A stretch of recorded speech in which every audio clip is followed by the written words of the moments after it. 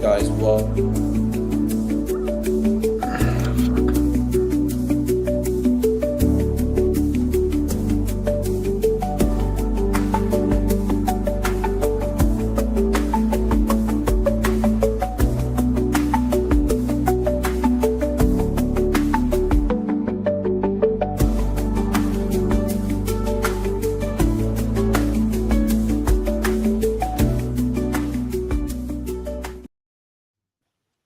welcome everyone to this live stream. Very excited to be doing it with two people. I've never done it before.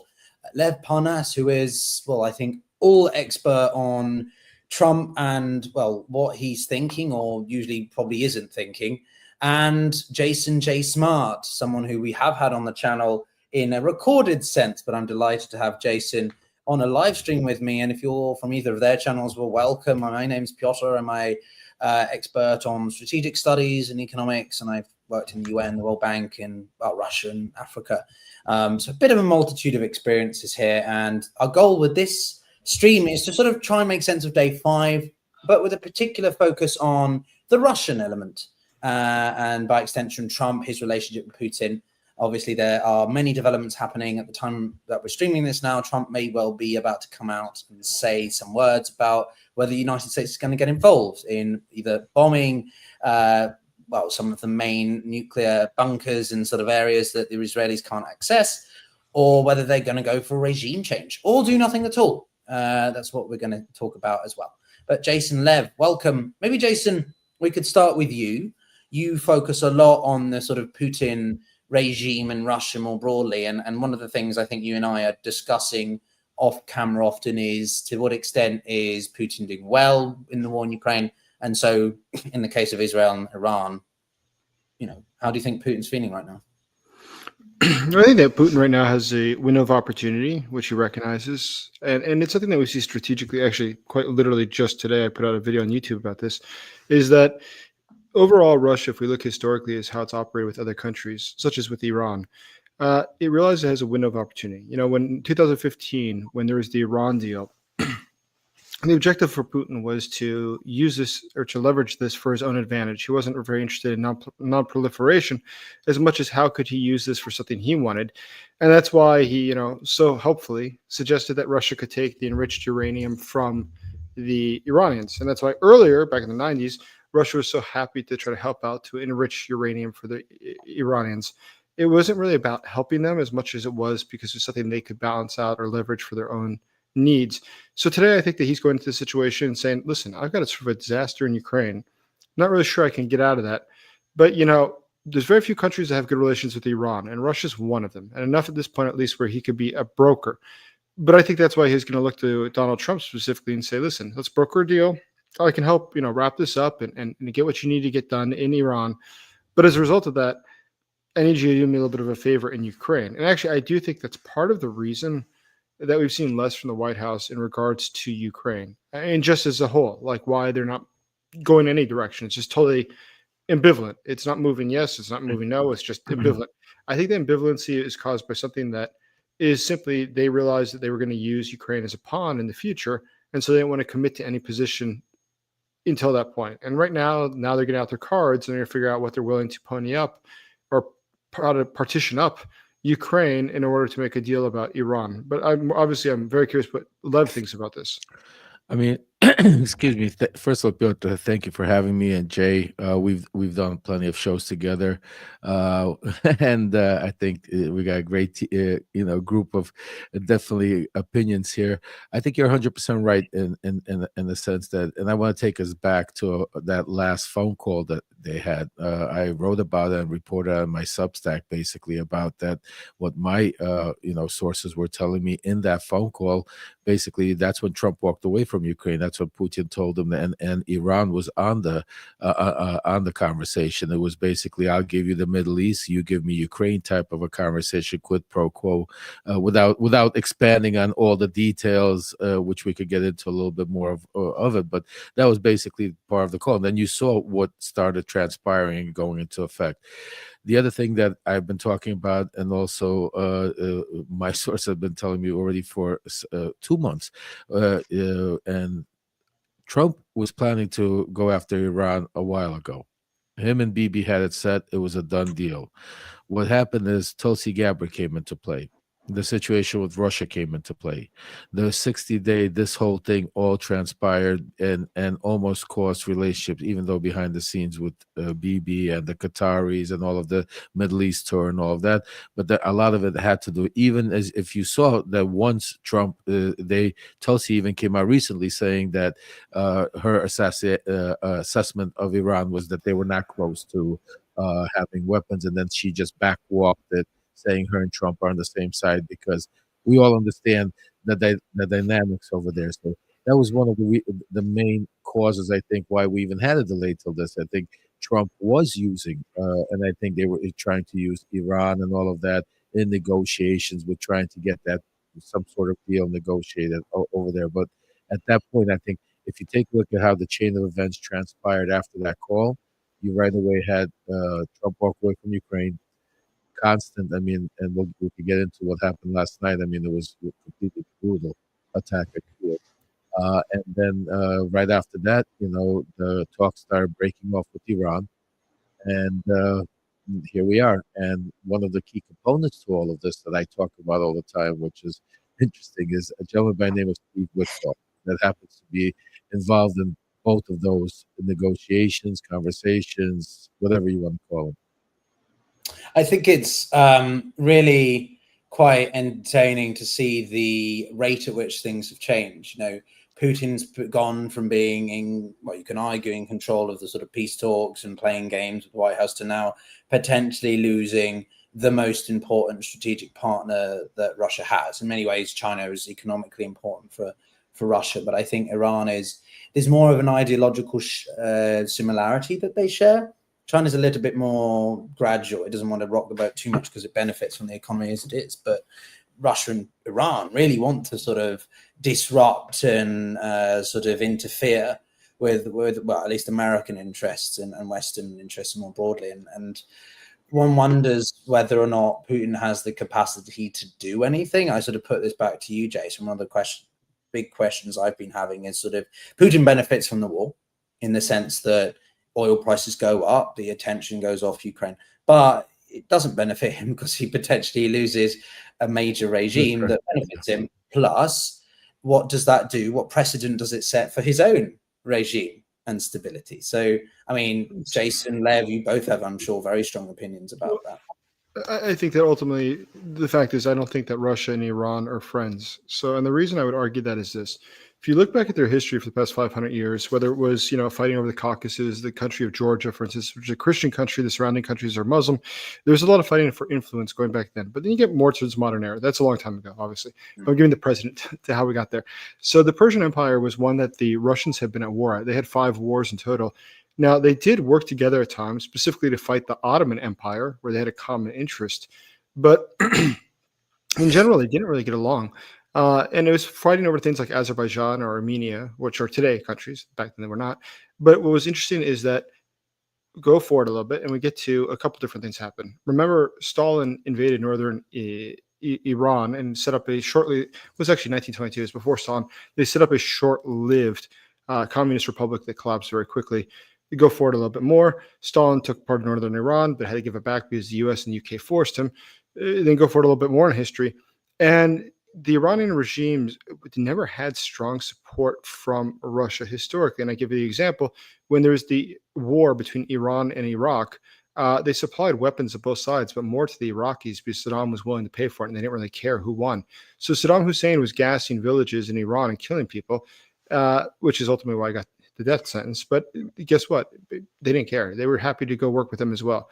But then you go forward a little bit more and it gets to the post-Soviet period. And they started to, help with even in the Soviet period, they were helping a little bit with different scientific programs and collaboration. In the post-Soviet period, especially in the 90s, is when we saw that really pick up. And why is that? What were they really doing? I think for Russia, it's all tactical. It's all temporary. It's all to fit what they need to do at the moment. Yes, they can benefit from the fact that they leverage Iran for a number of different things, like diplomatic things, but also they still do get parts and components that they use in the drones, which they use, the Shahed drones, which are originally from Iran. And Russia's quite dependent on that because it doesn't have, the background, experienced engineers who have worked on drones as many years as the Iranians. But in addition to that, there's some things like parts of the motor, some of the combustibles, or what we call the ingredients that are used in the fuel, which are produced by Iran and Russia does not produce, which are important because it allows the drones to fly further. Neither here nor there. Putin, I think, is looking at this entire situation. He goes, listen, Iran, yes, it's not great if they get overthrown because they are a regime that we can collaborate with on different things. We need them in the short term. We lose because of the drone program, but in the long term, what's more valuable to me? Is ending the war in Ukraine in a way that's favorable to me more valuable, or is this partnership with Iran more valuable? And we see that historically they didn't have a close relationship. There's hundreds of years of history. And even in the past 25 years, they've gone back and forth. It's always when Russia has had a vested interest. So when Russia was helping in 2015, as I mentioned, with the nuclear deal with Iran, or if we see that Russia was helping them to enrich uranium, or if we see that Russia collaborates with them in any other point, it was always to serve Russia's interest in the end. I think that Russia is very opportunistic. And as a whole, I would argue that Russia is very opportunistic. It's not limited to Iran. If you look at the CSTO agreement, which is the collective security agreement, similar to NATO, it's the Russian light version of NATO. Russia, has an obligation under this to protect its members. It's mutual defense. Russia does the same thing. The Kyrgyz, they asked for help in 2010 due to internal situation between the Kyrgyz and the Uzbeks when ethnic violence broke out and ethnic cleansing broke out. The Russians declined to help. Medvedev was still the president then. Then we look at 2023, sorry, it was the 2022. It was the Tajiks and the Kyrgyz going at it. The Russians refused to get involved. Then we look at our Azerbaijan moving in and taking out the entire region there of Armenia had been occupying, and they asked for assistance as well, also members of the CSTO, and Russia did nothing to back them. So in the end of the day, we can see that Russia doesn't actually come to support its allies very much unless it has a very clear opportunistic gain from doing so. That is, it could specifically get something. For instance, why is Russia so interested in Nigeria, Burkina Faso, Mali? It's because that they have material gain there. They have mining and things like that. It's not because they actually care about it. It's something that's a shared ideology. I mean, there's no shared ideology between Mali's leader, the Venezuelan leader, the Cuban leader, Nicaraguan leader, North Korean leader, and Putin. There's not. It's just opportunistic gain. And so I don't think that they really care. I think I'm beyond sure that Vladimir Putin would be happy to sell the Iranians down the river if he thinks they'll get a better deal out of Ukraine. And that's why I think he's counting on Donald Trump. But I leave it to Lev, of course, for them. I mean, I love Jason. He's such a historian, and he explained. I'll wrap that all up and say that Russia doesn't care about anybody but Russia.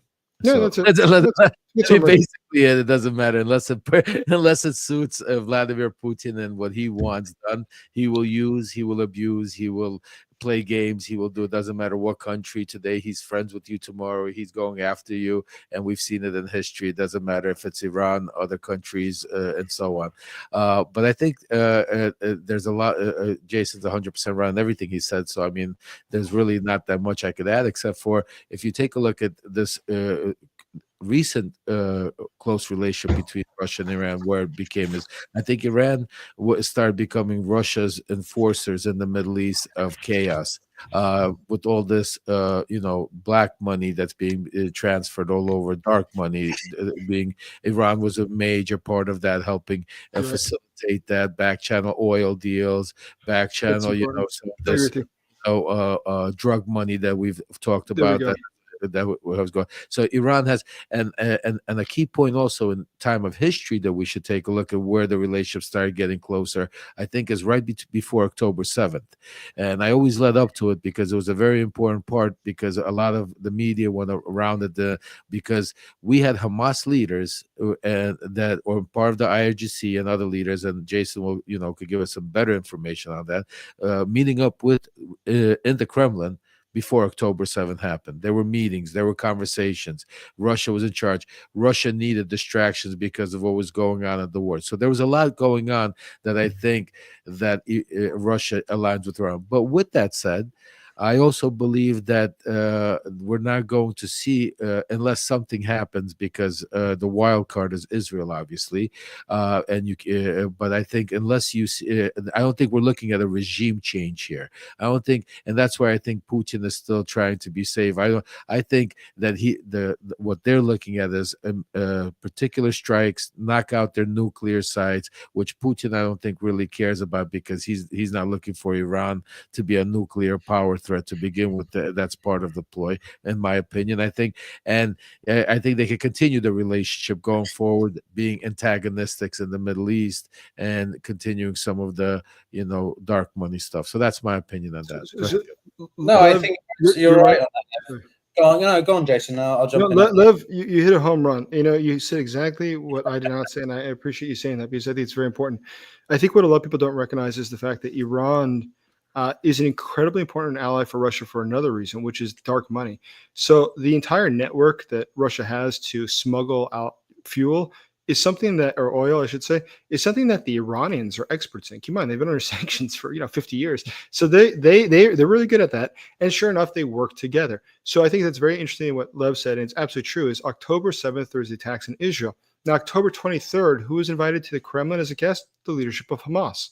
So while everybody else in the world was shocked at what had occurred in Israel, the Russians were showing that they would support this non-state actor, this terrorist organization, which was backed by the Iranians. So I think you're absolutely right. Now, what's a very fascinating topic that I really love, but nobody else seems to care about, but I'm telling you it's fascinating, is the fact that if you look at the coordination between Hezbollah specifically and Latin America. So if you look at a lot of where the money comes from for terrorist actions globally, it actually comes from Latin America, surprisingly enough.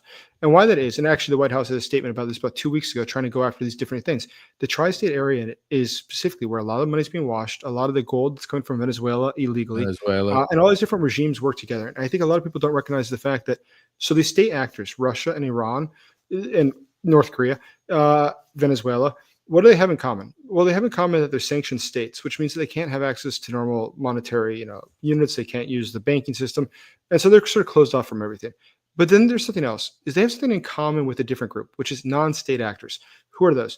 Okay, obviously Hezbollah and Hamas, but there's another group, the drug cartels. And they've got sort of similar interests and similar problems. Yep. The drug cartels have tons of cash, and they don't know what to do with it. They need banks. But then the state actors are able to wash money for them and cooperate with them, and also provide shipping, provide intelligence reports and things like that, so that the drug cartels can better operate. So the coordination between, for instance, we know in many Latin American countries, the mules for the drugs are Venezuelan military officers. They directly military. But they work with whom? They work with Hamas. Why Hamas? Because they're very good, and Iranian government agents who come specifically because they're experts in laundering money and washing money. And they also work with the Venezuelans to bring out gold and bring it to specifically Lebanon, is usually where it ends up getting washed and sold for. And that provides the capital that they need to then do their terrorism or commit their crimes. And don't forget, Nicolas Maduro was sitting right at him on the May 9th parade. Him, Xi, and Putin. Always right behind him, always right next to him. I think what I'm going to do, guys, is probably just I'll just leave this space blank, and I'll just let these two continue, because clearly I'm not needed in this back and forth. It's great. No, but I mean, I think it illustrates the quality of knowledge that these gentlemen have in their respective ways. When I say, the Russians are worried about the loss of the Iranians, it's more because they're a strategic partnership. They are convenient, right? It's a marriage of convenience, much like this entire, shall we say, anti-US autocratic axis is. None of these countries, I mean, the four being North Korea, the Iranians, Chinese, and Russians, have a sort of alliance depth based on values and similar sort of sentiments, other than that they want to see the end of the US-led order.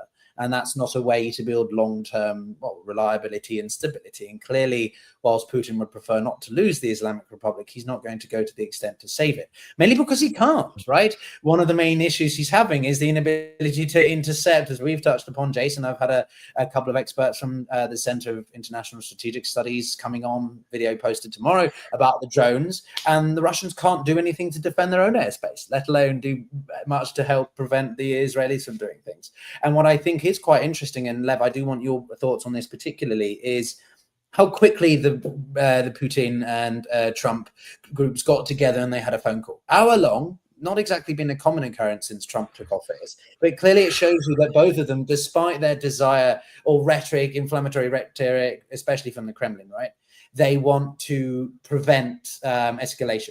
And I've never believed for 1 second the Russians want the Iranians to have a nuke. It doesn't benefit them, because then they don't have that power over the Islamic Republic that they can. That sort of they can provide them with the support. So what's your take on the Trump-Putin relationship, particularly in the context of what's happening in Israel and Iran? Yeah. So first of all, the interesting part I'm going to say to you is that, have you noticed that you don't get any transcripts from their conversations coming from the United States? You know, typically you get transcripts of the conversations. You don't get any transcripts here. So we'll start off with that. Second of all, I'm going to give our audience an example of the way Vladimir Putin is treating Iran. In a mob mentality back in the days in Brooklyn, it would be like somebody basically saying, you know what? He owes money. Don't kill him. I'm going to let you beat him up, but don't kill him enough because I need him down the road. So basically Iran is being basically a sacrificial lamb. You take out the nukes, do what you need to do, get your win, President Trump, show your military support, get your relationships, whatever you want, but don't take him out. Don't change the regime. Don't take him to the far, because we still need to use him for whatever it is. That's again, the way I'm analyzing that situation when it comes to Trump. Then when you get to his relationship with Vladimir Putin, it's a little bit different, Piotr, because a lot of people, their conversations on the phone are already prepped differently. I'll give you an example of how we used to do it back in 2019, 2018, 2020. And right now, history is repeating himself, because now instead of Lev Parnas and Rudy Giuliani, you have Steve Witkoff basically wearing the hat, doing the same exact thing. Steve Witkoff is the actual relationship in between Russia, has the conversations with Vladimir Putin, has the conversations with Kirill Dmitriev, has those real conversations that when he comes back to the United States and sits down with Trump, he downloads them. But the conversation go the Kremlin way, where don't listen to the media. Some of the stuff they might say, you could say, it's good to play it up, it's all good optics. The bottom line, Russia is strong. Russia could take out Ukraine whenever they want to. The only reason they're not doing is because you, President Trump. As soon as you give the go again, I mean, those are the type of conversations. So he's being fed because he's not listening to his national advisors, even though his national advisors now are his own loyalists that he put into play. But he's still not, because he feels that his backdoor relationships that he's used to, the back channels, the shadow diplomacy, however you want to call it, his relationship that Stephen Witkoff, that is why you're seeing a lot of undecisiveness. That's why you're seeing a lot of on-the-go type of moves happening. Because Lev, let me just ask you on that, though. Is Putin reeling or reveling in this situation, right? He's making dollar from the situation. Oil prices, I haven't checked them since, a few hours ago, but right? So he's enjoying this, even though guys, you also have to understand, we talk about like oil prices. With Putin, it's a bigger picture. He's not looking about what's happening today. Exactly. The war, he needs to take over Ukraine. He needs to, he's already, see what the biggest thing, what we don't realize, the biggest win that Putin has that he's reveling in is, and the only reason he's still alive and Russia's still even functional is because of the chaos he's been able to infiltrate in the United States through Donald Trump. Because Putin's able to, just think about it. He was sitting at the G7 yesterday, being Putin's lobbyist, talking about how Russia should be part of the yeah. I mean, he's his lobbyist. Literally, everybody's sitting there talking not about Ukraine. He's talking about how Putin's coming to it. So that's where you're at. So of course he's reveling. The only thing that my sources tell me is Donald Trump is still a wild card. Like when he came out and called Putin crazy. That was something hasn't Trump already had enough of Putin, because he's gone him crazy? He's had enough of his inconsistencies. He's killing innocent people. Not that Trump really, I think, cares that much about Ukrainians. Yeah, So where are we with this? I mean, Jason, let's bring you back in on this. Like, is Trump in? Can Trump control Putin? Is Putin just controlling? What's going on here? If Trump gets involved with America bunker busters, right? Surely that's an even greater situation for Putin.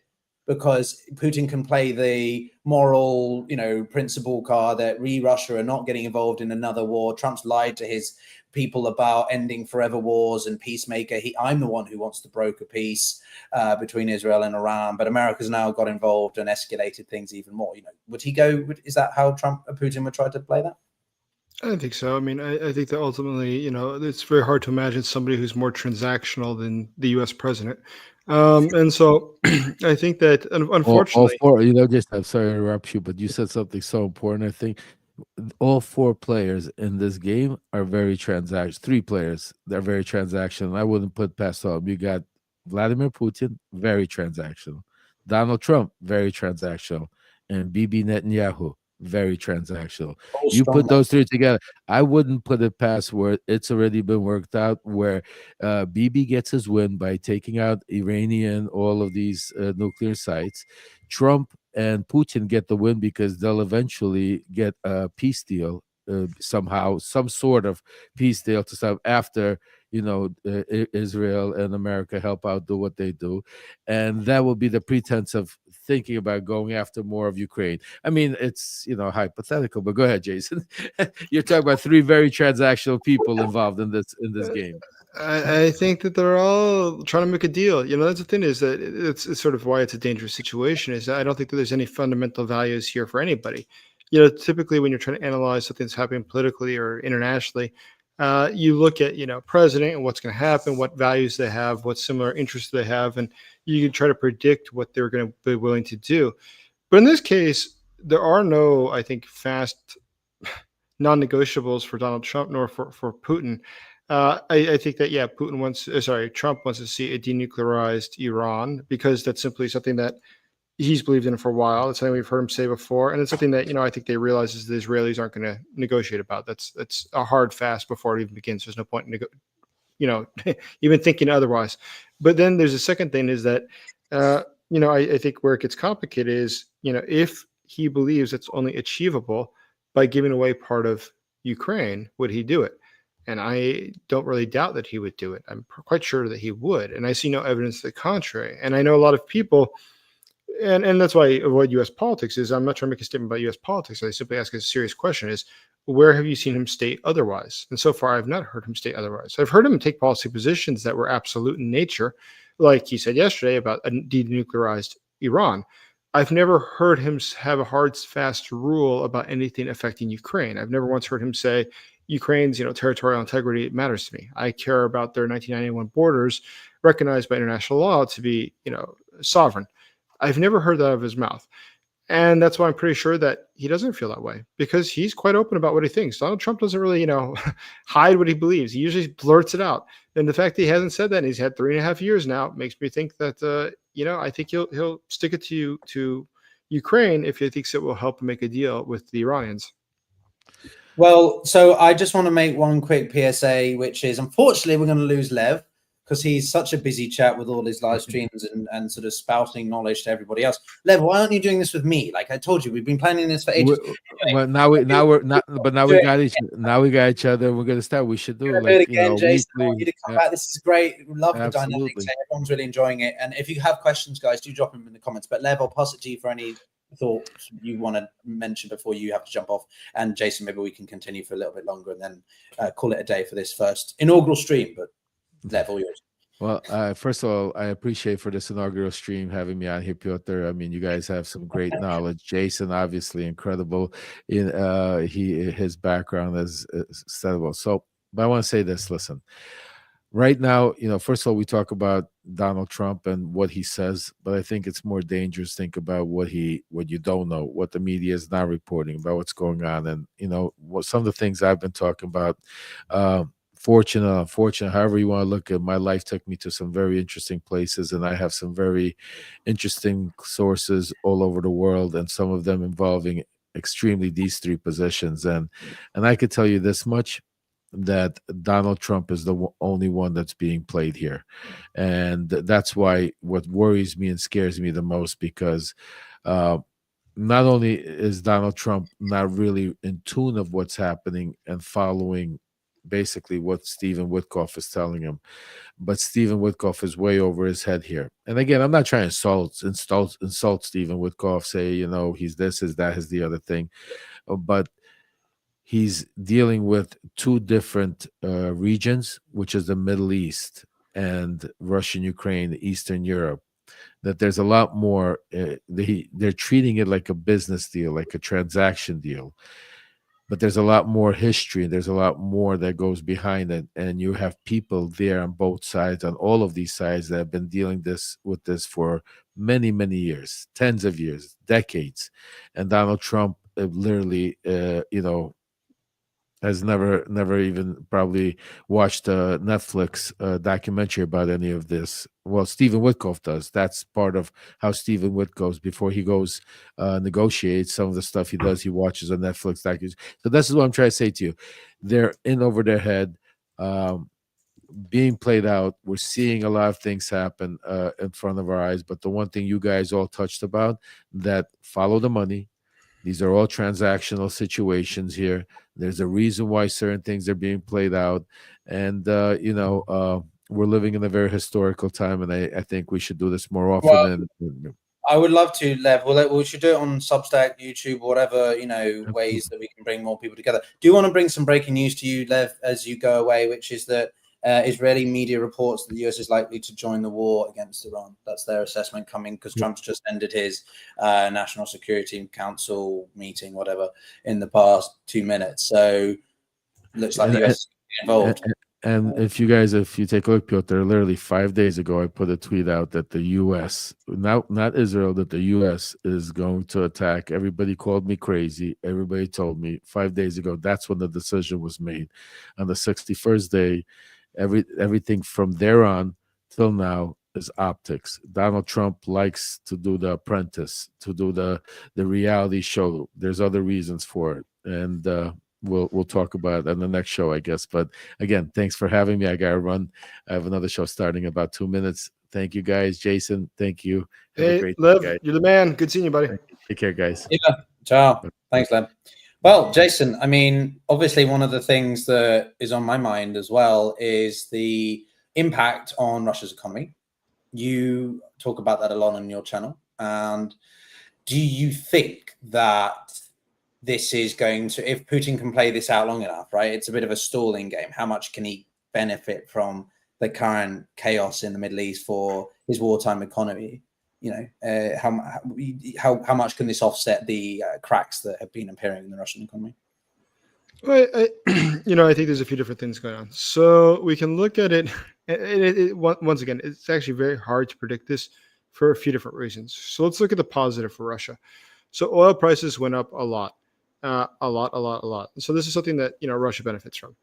At the same time, I don't know how it benefits in the long term, or at least in the medium term, when we talk about the fact that they are dependent on Iran to both wash or smuggle out their oil. So they use their networks to do that. Iran directly contributes to Russia's oil sales. But I also don't know how they benefit from that in the sense that Iran is so good at money laundering and helping to get that money back into Russia. So considering that, it's I think, very challenging at this point to say exactly how this works out for Russia. That all being said, we know that Russia historically only operates in its own interest. It's never going to do something that's going to be detrimental to its own interest. As such, I'm sure they've done the calculations as to what this all means for them. But what do you think? Well, I think that I think it's a time-sensitive issue, to be honest, mate. The Russian economy has proven more resilient than we thought. The sanctions packages, what is it now, round 18 by the European Union, announced a couple of weeks ago. I think we discussed that last week. People should go back and watch our conversations. But, this is not a situation that any head of state, any strong man like Putin wants to be in. And whilst I agree with Lev that he's reveling in the situation, I also think a little bit of him is cautious, just because it's a dangerous precedent. Putin's, I think, position on power is a lot more, I think it's less complicated, at least externally, than Iran's has. Putin doesn't have as much reliance on a proxy network. Of course, they have strong influence or external operations, but he has so much central power around just himself that kind of mitigates the other issues that the Islamic Republic might enter. But if the United States is going to enter the war, what does that do for Putin's calculus? Does that mean that because the US is so focused on Iran, so focused on the Middle East, which was somewhere that Trump said he was done with, he wants to pivot to Asia, focus completely on China, and sort of also be washed of his hands of Ukraine, that's going to benefit the Russians even more, at least in the short haul. Yes, it might affect their military campaigns vis-a-vis the Shahed drones and such, but as I reported in a video from back in November, the Russians are developing a quite big comprehensive facility in China to develop their own drone program. So on the one hand, it's sort of 2 steps forward, 1 step back. I think Russia is going to be able to weather this for the time being, but I think it depends how far the Americans go with their campaign in the Middle East and whether or not that changes Putin's calculus. And also, let's not forget China in all of this. China's been quite muted on this and not really, I don't think they've got much role to play other than writing strong statements. So we'll have to see. But it's not ideal for Ukraine and the Europeans in the short term, and Russia could probably play it, but Putin's not a master strategist. Oh wait, is he? Never know really with that. So I'm not sure. What's your opinion of how the Ukrainians and the Europeans more broadly are going to be taking this? Macron thinks it's a crazy idea to push for regime change, and I don't think the Europeans are going to be welcoming America's apparent entry into the war.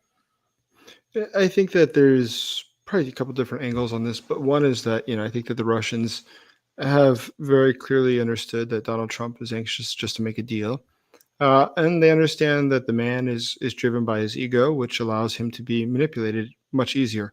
And so I think that they understand that they can present something that would be like a home run deal. Listen, on Ukraine, we do this, on Iran, we do this, and everybody's winner, and you're the guy who brought peace. And that's sort of what he looks for. I think that they understand that. So that's one. Two, unfortunately, I think that the American president probably is susceptible to that sort of influence. But thirdly, I think there's another aspect of this, which is that the Europeans, they haven't really come forward in the way that Ukraine needs at this point in a lot of different things. So I question how much they are willing to also themselves sacrifice Ukraine because they view Iran as a much more present and serious threat to their own security. I mean, the region really can't blow up. It's not just figurative. It's a very dangerous situation that's currently transpiring.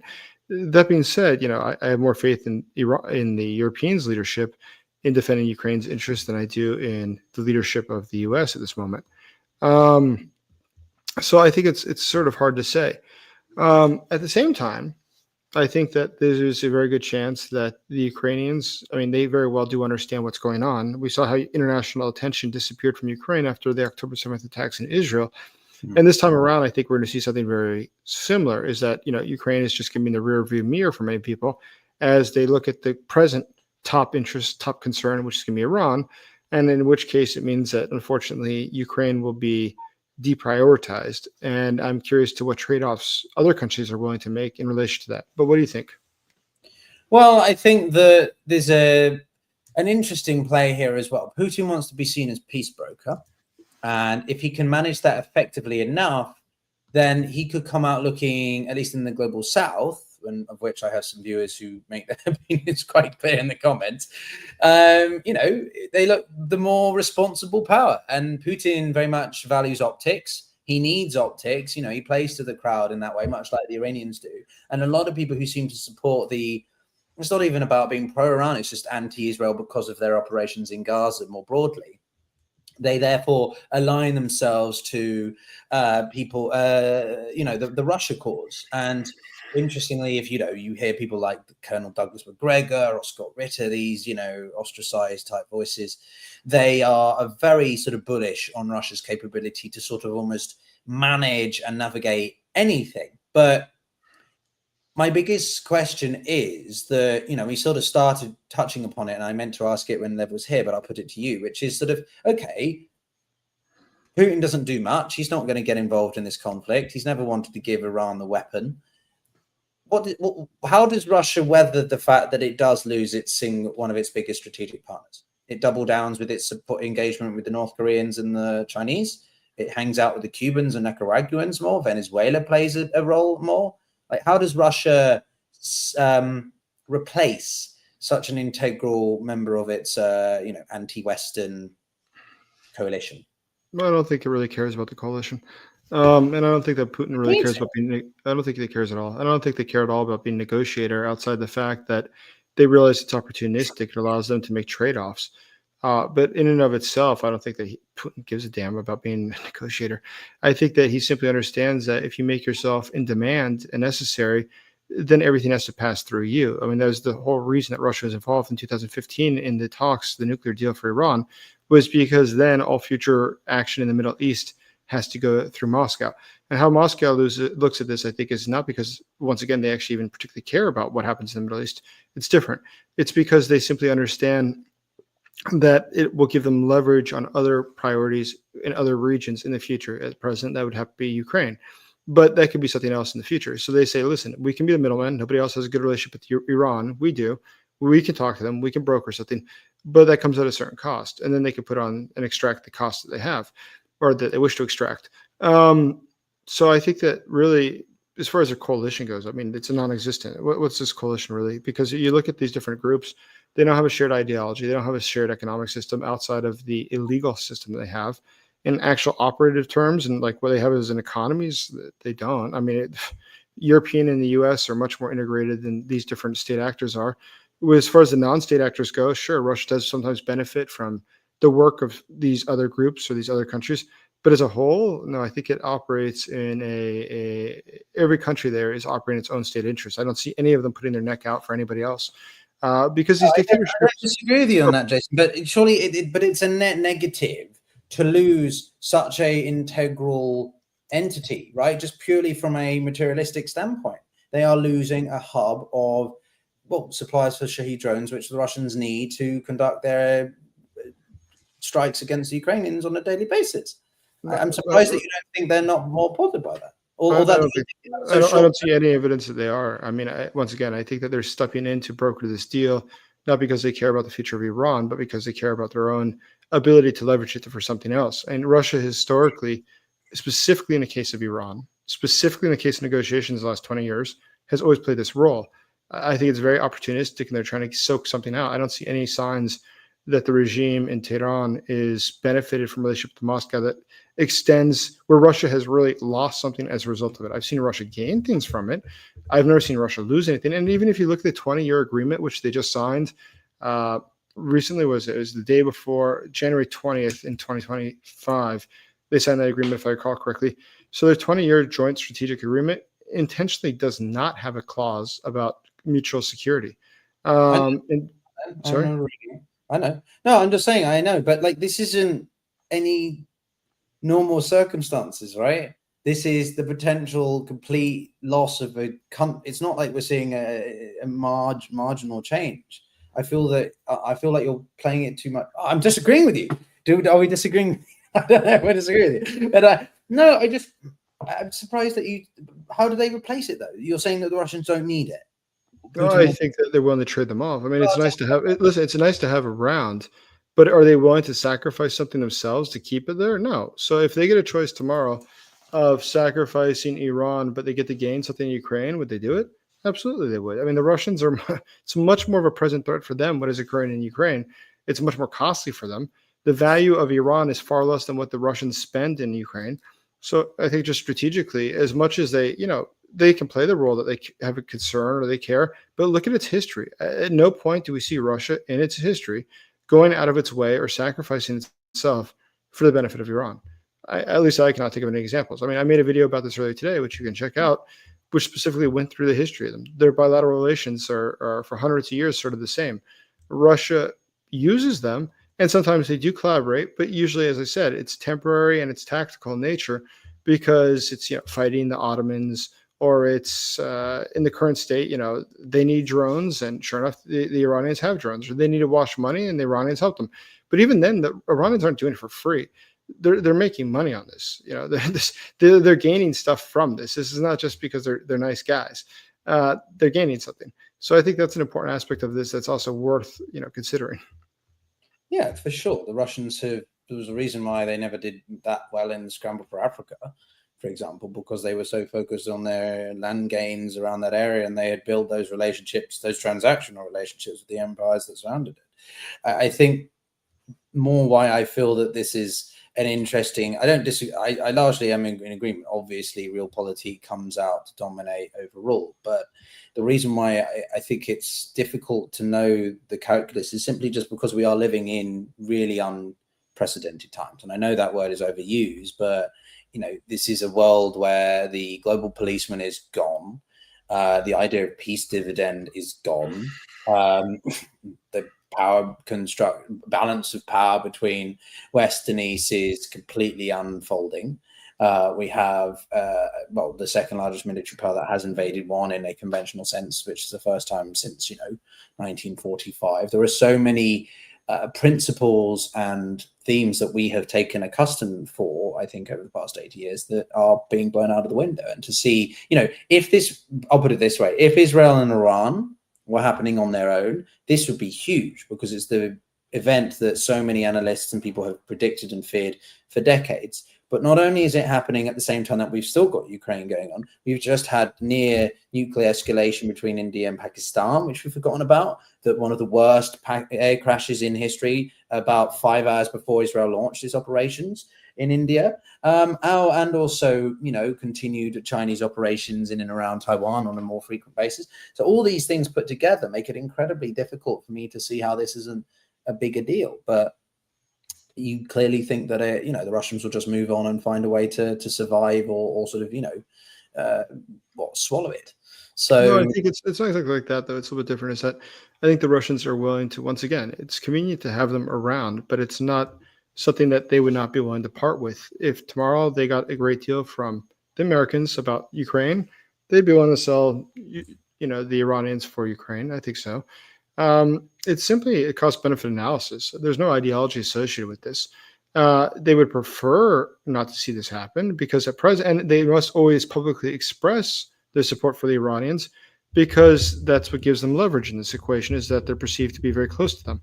But I think that, once again, it's a calculation. And Russia historically, and it's diplomatic relations with other countries as well, not only Iran, we see this, as I mentioned, the case of plenty of countries. I mean, Russia, despite being CSTO's leader, the sort of Russian-led NATO-like organization, they have routinely failed the members, whether it was Armenia in 2022 or the Tajiks and the Kyrgyz back in 2022. When we look at what's gone on with the Kyrgyz within their own country in 2010, if we look at all these different examples, they failed them. And those are countries which they had a security guarantee, where they actually had to support them. And they were rather local conflicts, and they chose not to get involved. And that just demonstrates to me is that the Russians were opportunistic. They like to have that sort of an agreement to help when it benefits them, but when it doesn't benefit them, they don't. I mean, Ukraine provides another example, obviously, which is in 1994, where they signed the Budapest Memorandum, where not only did Ukraine give up its nukes, but was guaranteed, Russia said that would be a protector of the peace of Ukraine. And yes, it not only recognized its borders, but also that it would help guarantee its security or assist it. And guess what? No, it invaded it. So, I mean, I think that Russia's history, when you look at all its neighbors, especially in the Vladimir Putin era, there's no indications of being serious long-term commitments to anybody. It's just strategic interests, which are temporary and perhaps fleeting and change over time. Okay, well, I guess I've got so many more points I could make, but I think we're going to draw it down in the next few minutes. We've covered a lot. I want to do more streams with you, Jason. I think it'd be really good fun. One of the things I would be curious for your thoughts, though, is on how, I guess, the Russians try to, play this to their benefit when the United States gets involved. What do you think that they would do, if anything? Well, I think that the Russians are probably going to seek a number of things. I think one is that they're going to seek sanction relief. They can also, and because they are the ones who are negotiating here, they're in a really good position, because they're viewed as being the keys to peace. It's through them that peace is going to come. And the Iranians really don't have a lot of other friends, so they are very dependent on the Russians. I mean, who else can they really reach out to? They don't have a lot of allies, not in the region and not in Europe, not with the U.S. So I think that at this point, we have to understand that they're looking at this. They're looking at the fact that There's going to be some cooperation that's going to go on between countries. And yes, it does look like the U.S. is about to join this war with Israel against the Iranian government. And the Russians realize, what can they really do? I mean, they if this was such an ally of theirs, they could have, scrambled some MiGs in there the day after the attacks began to defend the airspace over Iran. They could have sent arms shipments. They could have been providing accurate intelligence, but we don't see them really doing much to help the Iranians. And out of all the things that they could have done, they issued a strongly worded statement. So I think it's very, very weak at best. And the irony of that statement, I must say, is that it said that it was a violation of international law and called on Israel to stop this violence. Keep in mind, this is the same day that Russia bombed hospitals and schools within Ukraine, in Odessa and Kharkiv and in Kiev, and saw no irony in this whatsoever. So, I mean, it's just incredibly cynical of the Russians, but neither here nor there. I think it is just typical of Russian history is that they're out to serve their own interest, and it really just comes down to that. There's no ideology. No, I mean, okay, that actually reminds me of another point, though. I've hosted a lot of good Russian experts, and I mean, one of my favorites, Mark Galeotti, for example, an English academic who is actually relatively near me. I might actually try and get him on in person, but he's made the point, both on the show, but also in his writings, that Putin's had different phases. Maybe you've touched upon this in your videos, Jason, but sort of the argument is that over the past 25 years that Putin has been in charge of Russia, he has his ideological views and his perception of himself, of his power, his security, all that sort of stuff has gotten worse. He's gotten more paranoid. And sort of you can point to three main areas where he sort of had a psychological shift in this. And, Security Conference 2007, Georgian War, then maybe sort of with the Snow Revolution in Russia. And then obviously 2022, there are possibly more. But do you think that Putin has become more ideological over his 25 years, and sometimes that can influence his decisions more than we might think? Because he always likes to make it sound like he's a massive pragmatist and strategist, but I feel like his motivations for Ukraine were quite ideologically based, and so can he sometimes make that in other cases? I don't really think so. I mean, I don't think that he has strong ideological convictions. I think perhaps he does increasingly believe, this nationalist stuff, but I mean, I really doubt that he cares about it one way or the other. And the evidence for that would just be a lot of different decisions. I mean, once again, he's had opportunities to do things that would advance the Russian world, which he's elected not to do. The fact is that Russia's largest problem is demographic in nature. The Russian population is dying out rapidly. I mean, it's one of the fastest aging populations in the world. The median age in Russia is 41.9. The global age is 31. The fact is that Russia is a country that is rapidly in decline. He spent 25 years now, billions of dollars, trying to encourage people to have more children. But now he's blowing it all in Ukraine. And if you look at the parts of Ukraine where the invasion initially began, they went out in 2014, I refer. You look for the parts of where they started to launch the war. They went specifically for the areas that had the highest amount of value to them. That is, the ones that had the mines, the ones that had the metallurgy, and things that can make a profit. And I think that was not by chance. I think that ultimately he wanted to divide that up with the various oligarchs in Moscow, which is actually sort of what did happen. But neither here nor there. I think that when we look at Vladimir Putin's just general decisions, more than anything else, I think he's motivated by a desire for power, a desire to maintain power, because he knows if he falls, it's the end of him. Nobody needs him. So I think that he's going to do his best to maintain power. But actual forceful ideology that he has, something that he fundamentally believes, I think there's very, very little that he really, really at its heart believes. I think most of it's opportunistic in nature, and it's about maintaining power. I mean, the guy is a mafia boss. It's nothing else than that. He's just a criminal.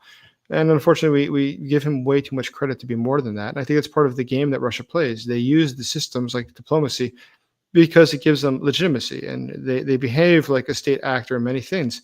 That all being said, they're engaged in global crimes and the commission of them, as well as the organization of them, and also covering for them, whether that's their cooperation with Hamas or Hezbollah, international illegal immigration. We see their influence in other elections.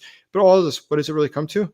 I think it's about self-preservation. It's more than anything else, it's self-preservation. Keep in mind, he did engage in organizing the Moscow apartment bombings back in 1999, which allowed his popularity to go from about 2% to over 50% just in the course of a couple of weeks, because people also knew who he was first. But secondly, he led this crusade to go, destroy Chechnya. And what's incredible about that was it seems very clear to me now, and to, I think most people that study it, that the Chechens weren't behind the Moscow apartment bombings in 1999. That was the FSB, which he was the director of still then. And that then killed thousands and thousands of Russian citizens, Chechens. He's killed more ethnic Russians and more Russian speakers in Ukraine than anybody has ever killed Russian speakers, second only to Joseph Stalin. So I don't see any evidence that he really believes any of this. I think it's all about self-preservation, self-interest. Yeah. Okay. Well, you're very set in your thoughts on that. I do think he has the events of COVID and his isolation have influenced his mind, perhaps. I mean, that article in July of 21 was quite extraordinary.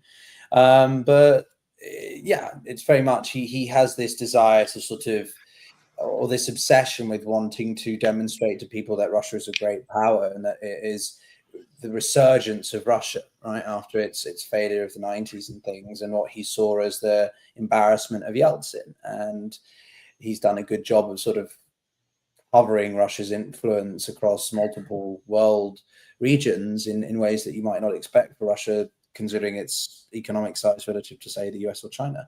But yeah, it's difficult to see really how it goes beyond that. The demographics is terrible, and he has to play this incredibly difficult balancing act of finding ways to sustain the war in Ukraine whilst also making uncomfortable fiscal policies. I mean, look at what he's doing with the pension scheme at the moment, and keeping favor with people. I mean, some people call it a peasant state, some people call it a mafia state, but the point is it's not an equal or stable state in the long run, unless Putin is able to keep that grasp on power, as you say. But you want to jump in with something else, I reckon. No, I was just going to say is that I think that Vladimir Putin is ultimately just a very calculating person whose pursuit of self-interest is the top thing. I mean, I think one thing that does influence so much you alluded to is the fact that Putin only typically meets with 3 to 5 people a day, and it's the same sort of routine group of people. As a result of that, I do wonder to what degree he has very incorrect information as to what's going on. And I think one of the most clear signs of that, which I'm pretty sure we discussed before, is that leading to the Prigozhin rebellion with the Wagner Group, what was really fascinating about that was a lot that was really fascinating. But one aspect that was really fascinating was the fact that Prigozhin had made a number of statements. It was all over Russian Telegram. I mean, everybody saw them. There's memes about them for weeks about him accusing Shoigu and Gerasimov, the head of the military and the head of the Defense Department, of not providing enough weapons for the Russian soldiers and accused them of corruption and a ton of different things. And he'd done it routinely. And what's interesting is that Putin, and at the time I remember thinking, I understand why Putin hasn't done something to quiet him down or to liquidate him. And then I finally realized, or somebody actually observed, is why would you assume that Putin had any idea this was occurring? Unless somebody tells him, he's not going to know. It's not like the guy's his cell phone. He's not checking Telegram. And you're only talking to 3 or 5 people a day, and they only want to give you good news.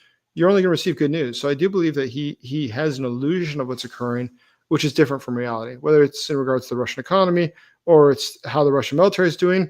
I think that he fundamentally has a very misconstrued view of world events, partially due to his isolation from everything else. So I think that going ahead, when we're trying to analyze Putin, I think it's worth looking at the fact that, it's actually what Macron said. This, I guess back in 2022, after the war had started, I think Macron still spoke to Putin a couple times. He did, yeah. And they asked, why he did it. And he said, or I guess someone from his office leaked why he did it. And I thought it was a fascinating response. He said, I think it's one of the only ways that Putin can receive the truth, because otherwise there's nobody else telling him what's really going on, the facts on the ground, which is, to me, fascinating. It's really quite interesting. So I think there's a lot there that seems mysterious, but really it's a little bit different. He's misinformed, he's distanced, and I think that he's ultimately making decisions perhaps on bad information. For instance, they often talk about, will Russia ever invade a NATO country? Now, obviously, if you look at the military, it's be absolutely stupid for them to do so, be absolutely ludicrous to do so. That being said, if you're surrounded by people that are giving you bad information and tell you, listen, if we take a little bit of Lithuania and we give it back to them a week later, or something like that, just an example, and that will then distract the European countries from keeping soldiers inside of Ukraine, or sending equipment to Ukraine, and it'll force them to send soldiers to Lithuania and force them to, reconcentrate, in which case we could take the pressure off of us in Ukraine. I can see him going for it because he has people around him who simply are giving him bad information or telling him, look, the West won't react. We have nothing to risk by doing this. Because if he's all rational, of course he wouldn't do that. But I don't know if he's necessarily making decisions based on a full data set that is accurate.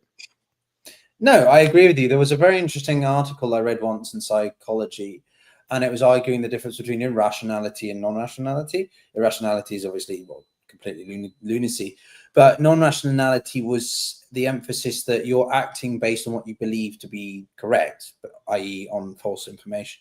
And what you said there about Putin's sort of desire to want to do things through the use of hard power is based quite clearly on misconceptions. And it's this whole idea that there's a favorite analog I remember, which was sort of that Putin's poker face is quite good, but his chess game is absolute shit.